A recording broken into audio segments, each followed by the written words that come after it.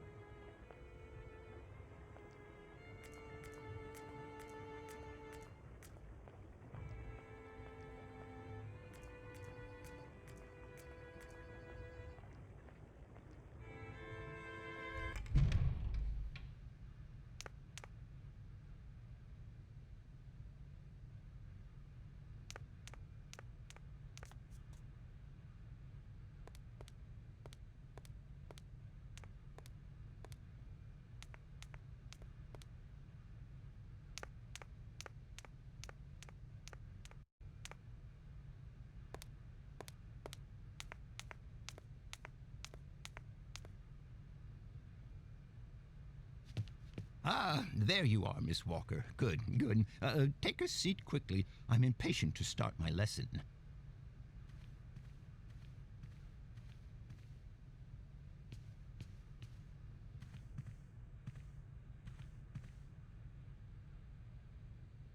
My young friends, a very exciting discovery, unimaginable up until only a few hours ago, has... The Yukols are a people from the far north about whom very little is known. They live far away, very far away, on the frozen borders of Siberia.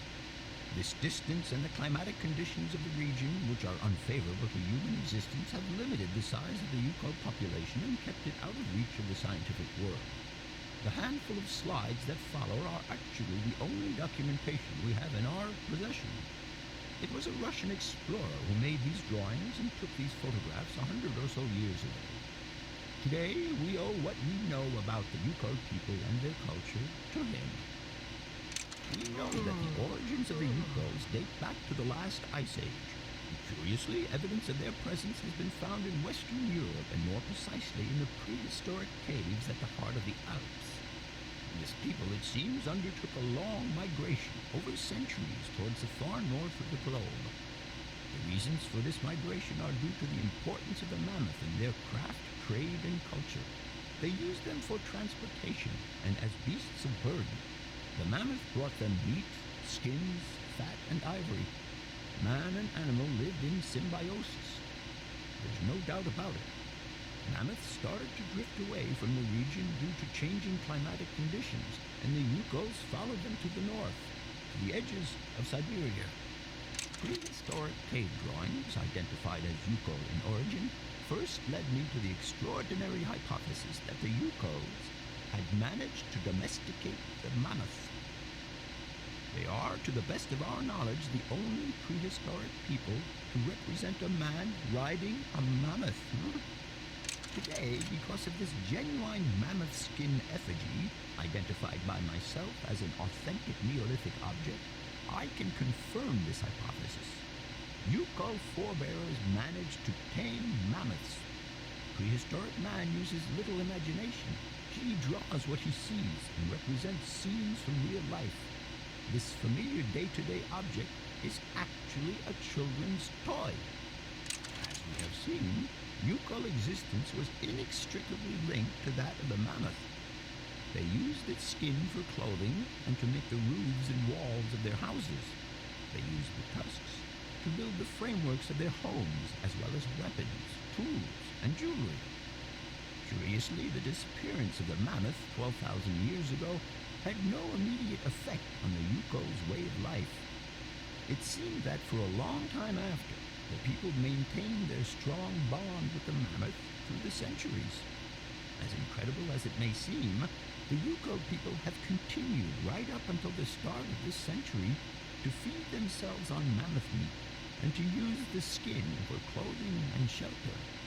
Their ivory craftwork industry is still flourishing. It would appear that to preserve ancestral customs, the Yukols learned how to exploit through the centuries the large number of frozen mammoth carcasses that were perfectly preserved in the ice of the Siberian tundra. They have been able to live mainly off this enormous freezer stock for almost 30 centuries. As plausible as this explanation may seem, it seems it is not enough for the scientific community who, I will confess, is greatly perplexed by the question. In the absence of acceptable scientific evidence, we have to make do with Yukol shaman artifacts. The research department that I have the honor to represent today lends no credence to the myths and legends that these tribal charlatans peddle. We have to take their stories at face value, mere tales to while away the long Siberian winter. The legend of the Siberian Ice Ark is a very good example. You are invited to find out for yourselves from the pamphlet that I had passed around to you. This legend would have us believe that today, somewhere on a lost island to the north of Siberia, there are living mammoths still in existence, a sort of hangover from the Ice Age. This small herd has been miraculously preserved for more than 120 centuries by the Yukol's tender care. and the island on which the pachyderms are said to live is called Syberia. My friends, I advise you to resist the temptation you may have to believe in this pish and tish. The island of Syberia is not charted on any map, and the idea that mammoths have survived to the 21st century is an idle scientist's pipe dream. The Yukols were sadly among the first victims of the colonization of continental Siberia led by the Russians in the 20th century. The Kolkhoz and Sovkhoz systems, as well as the exploitation, disdain, and humiliation people had to suffer, marked a definitive break in the Yukol's traditional lifestyle. Since the collapse of the communist regime, the Yukol population finds itself confronted with the same political and social upheavals that other Siberian communities are experiencing. There are two consequences to arise from this. Some Yukols have lost their tribal identity and have integrated into the Russian population. Others, however, have sought long and hard to re-establish links with their ancestral culture that was lost under the Soviet regime.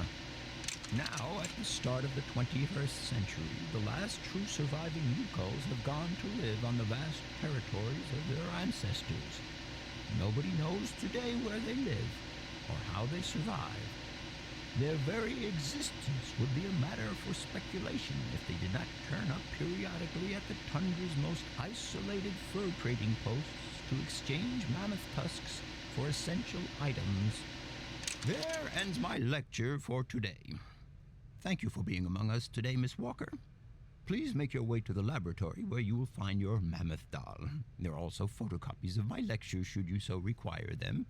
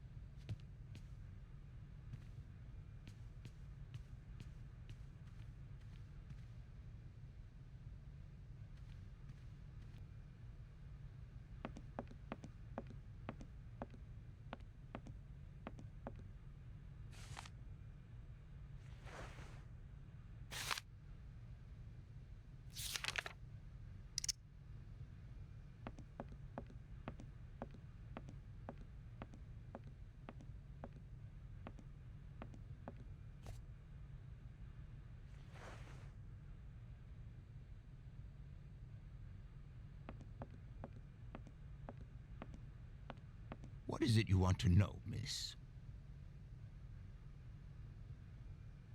I must congratulate you for your lecture. You were right. The subject is absolutely fascinating. I never believed that mammoths could be so interesting. What you heard was only the tip of the iceberg, my dear. But if I have at least awoken a passion in you, I'm only too proud. Did Hans Vorarlberg agree with your hypothesis on the Yukols being able to tame mammoths? Now, Hans was no man of science. His pathological obsession was to find mammoths that were still in existence. Such a hypothesis is somewhat overblown, don't you think? You don't believe in it yourself? Mammoths died out thousands of years ago. Of this we are certain. Today, the only mammoths in Siberia are frozen ones. Huh? Do you know where Hans might have gone after his stay here in Barrackstadt? No, but I would not be surprised if he left in search of the Yukols, or what is left of them today. Your Hans Vorarlberg sounds uncannily like the one I'm looking for. Can you tell me a little bit more about him? He was always a mystery to me. He never said very much, and never quite seemed to grasp what you said to him. He expressed himself instead through his incredible mechanical contraptions. His inventions, I admit, have been much appreciated by the university. The few times we really did talk, it was about his strange interest for mammoths and a doll. Some sort of doll that obsessed him. I'll leave you in peace. Sorry?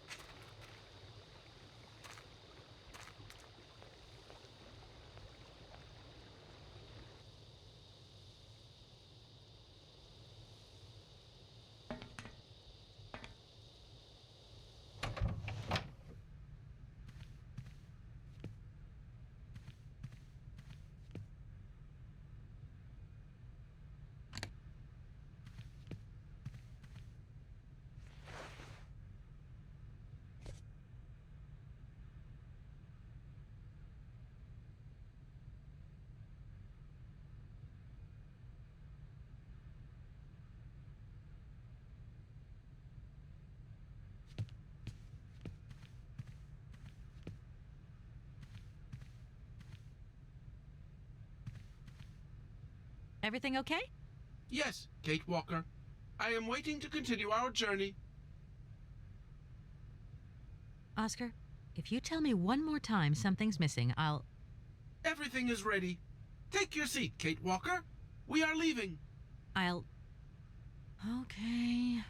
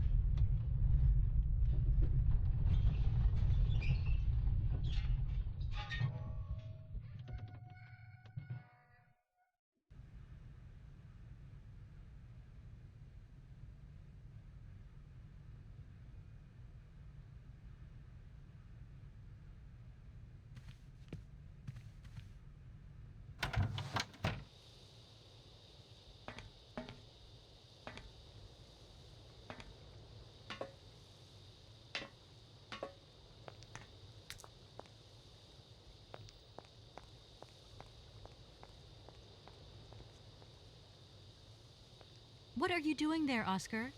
It is imperative that we comply with railroad and customs regulations, Kate Walker. Oscar, don't you think we could drop the trifling details once and for all? We need an exit visa to get beyond the wall, Kate Walker. And you wouldn't know where I could get one of them from, would you? There is usually some form of authority stationed at a guard post that is strategically positioned to issue such a visa. Oscar, don't you think we've wasted enough time already? You neglected to find the clockwork winding mechanism for the train with sufficient haste, Kate Walker.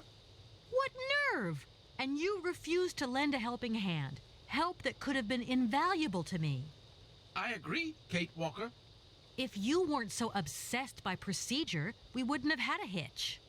I am not entirely convinced, Kate Walker. Oscar, please, let's get in the train and leave, can we? Yes, Kate Walker. Give me the visa. Okay, see you later, Oscar. Yes.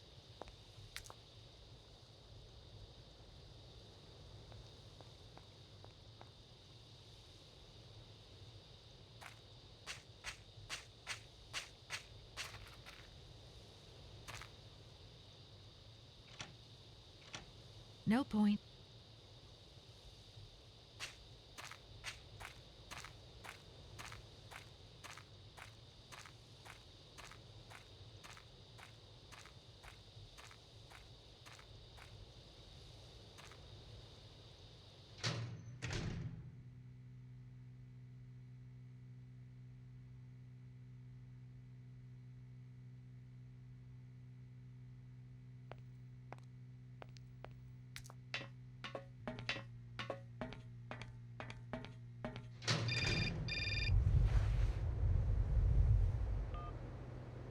Hello? Kate! Oh, is that you? What's going on? Well, I finally got the mechanical train wound, and I hope it's going to take me to Hans Vorarlberg. I had to sort things out with a couple of weirdo sailors, and they probably ripped me off. But now I'm blocked behind this massive wall. You should see it. It's huge. I'm not talking about that. I want to know what's going on with Dan. What do you mean? I bumped into him at Maggie's do, and he said you'd argued. That's a bit over the top. Things got a bit heated the last time we called, that's all. No need to go overboard. I don't mean to be Miss Melodramatic, but he didn't seem in such great shape. He had his down-in-the-dumps head on. Like Dan has a down-in-the-dumps head. Well, yeah, when that shock of hair flops over his forehead and his eyes mist up and his eyebrows kind of creased together. I'd never noticed. Maybe I did go a bit too far, but he's got such a goody two-shoes image of me that sometimes I just lose it. And this case is taking up a lot of headspace. I was just looking for a bit of compassion. Well, you sure got mine. So, what's going down? Like I said before, I'm kind of getting somewhere, but it's slow. This Hans Vorarlberg guy is getting more and more fascinating by the day. Okay, well, anyway, it doesn't sound like you're bored. Not like back here in the office. Every day is boredom day. It's just no fun without you. When are you coming back? Shouldn't be long, I hope. Look, I've got to go. See you soon. Well, call us again real soon. And be easier on Dan next time, huh? I'll try.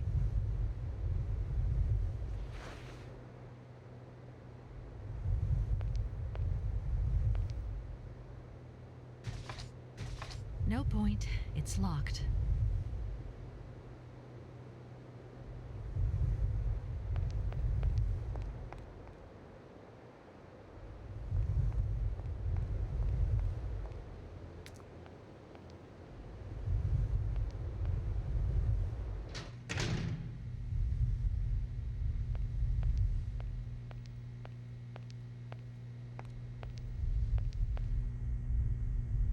Look, broken glasses. If they belong to the captain, then he sure has eye problems going by those lenses.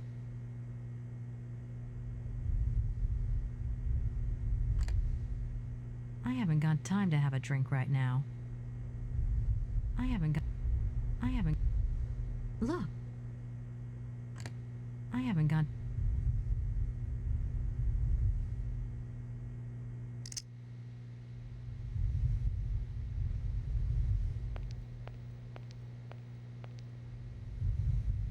The captain will never swallow this powder. The captain will never... The captain will never swallow this powder as it is.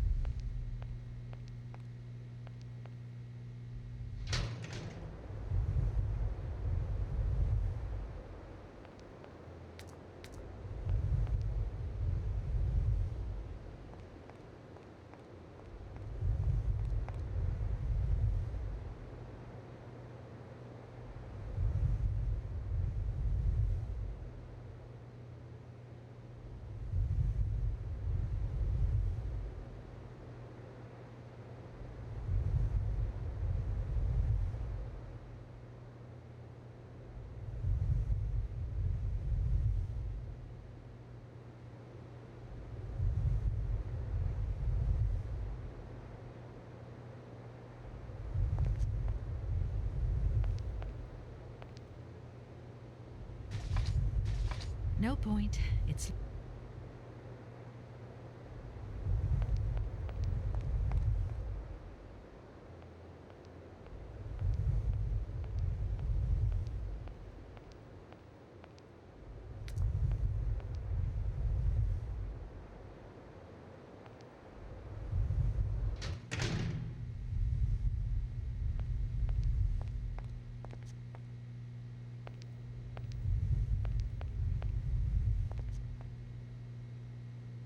Good day to you, sir.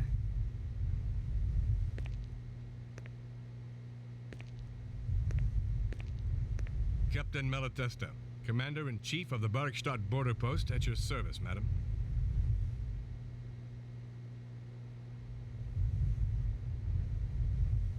I need a visa to cross the wall and to continue my journey to the east. They told me that you are the only person in a position to issue such a visa. Indeed. This responsibility is part of my duties. However, I am not currently issuing visas because nobody must venture beyond the wall. And why not? It's far too dangerous, in particular for a lady of your standing who is traveling unescorted. Dangerous? What exactly do you mean, Captain? The enemy, miss. The enemy. I've been observing them for several years through my telescope. There's one particular horseman stationed yonder. He's a scout from the invading enemy army, and he's been spying on us.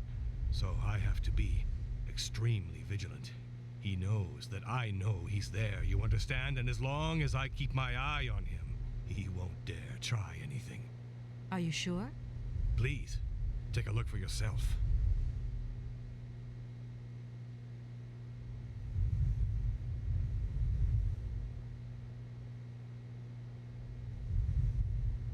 I need a visa to cross the... Indeed. And why not? It's far... Is the person who takes care of the gate anywhere around? There is no person who takes care of the gate. Believe you me, ma'am. I have been the one and only guardian of this gate since 1968. That year, I took over the position from the late Lieutenant Colonel Malatesta, my own father. In that case, can you tell me how the mechanism works? It sure looks complicated to me. Not at all. It is child's play for anyone who takes the time to work out its surprisingly straightforward logic. And from the looks of your locomotive, it shouldn't pose you any problems. Why do you say that? When I caught sight of your formidable locomotive, I immediately said, heavens, only Hans Vorarlberg could design such an engine. And I know what I'm talking about, ma'am, because he invented the gate's original mechanism. It was his last creation here in Barkstadt. So you know Hans Vorarlberg? No, I mean, not personally. I was only a baby when he stayed in Barkstadt. My father spoke often of him, and I knew about his inventions. He left very many things behind him. I know. In any case, I noticed that his fantastic knack for inventing has not deteriorated with age. How's he doing? I don't know. In fact, I don't actually know him. I'm searching for him. An inheritance matter. I hope his train is going to lead me to him. And why not? His inventions are always full of surprises.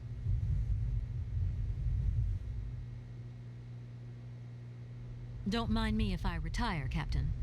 Please, madam, my respects.